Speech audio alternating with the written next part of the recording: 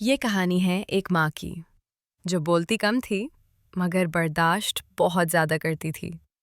اس ماں نے اپنی زندگی کا ہر خواب اپنے بیٹے کے نام کر دیا تھا۔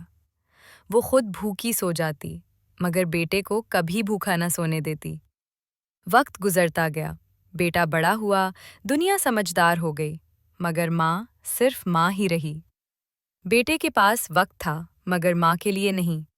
اس کے پاس آواز تھی مگر ماں کو سننے کے لیے نہیں۔ ماں خاموش رہتی، ہر بات دل میں رکھتی اور ہر رات سجدے میں اسی بیٹے کے لیے دعائیں مانگتی۔ جس دن بیٹا چیخا، ماں نے جواب نہیں دیا۔ جس دن بیٹا روٹھا، ماں نے شکوہ نہیں کیا، کیونکہ ماں جانتی تھی اولاد کا غصہ بھی ماں کے دل سے بڑا نہیں ہوتا۔